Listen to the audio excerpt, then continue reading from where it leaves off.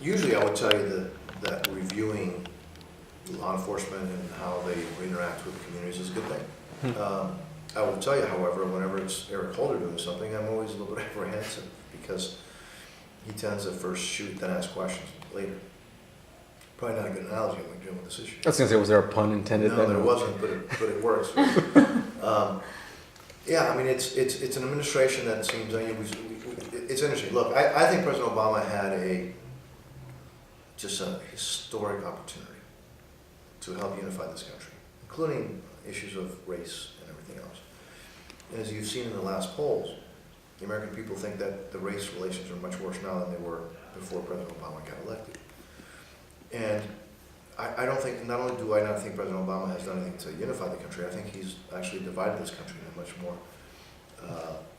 serious and intense fashion. And he's done so dividing even individual groups against each other. And I think that's a real shame. And so even though I tend to want and look forward to, look, every human endeavor can be improved and should be looked at.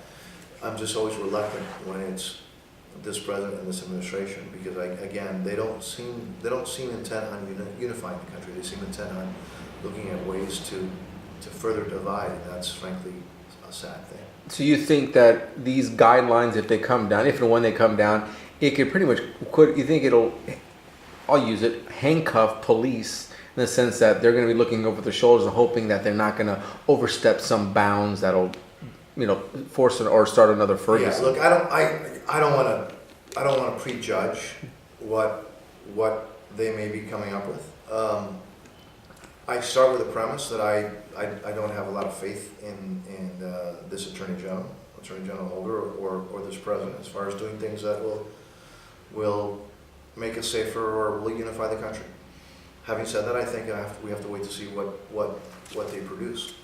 I will tell you that one of the most difficult jobs that exists on the planet is being a police officer. It is thankless, it is low paid, and every second of the day that they're out there, whether it's on a routine patrol or they're just walking around or they're driving their car or they'll pull somebody over, every single second of the day, a police officer is putting his and her life at risk. And they're not doing it for the sake of it, they're doing it to protect the rest of us. And they make mistakes. And if there are cases of abuse, those cannot be tolerated. But I will tell you that I think we have to be very careful to just prejudge or judge all police officers, because one may and will, of course, make a mistake from time to time again. I'm a huge supporter of law enforcement. It's a difficult, thankless job. I think we need to praise them. And yes, if they make mistakes, that has to be avoided.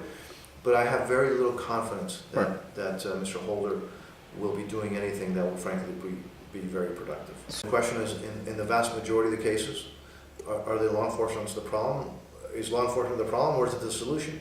It's the solution. It's what helps us, keeps us all safe every single day. Now, there are issues out there, but I think to indict the entire system that has served this country very well, that has guaranteed our freedoms, we are a very free and open society, and it doesn't mean that we don't have issues, but I think indicting the entire system is usually not the way to go.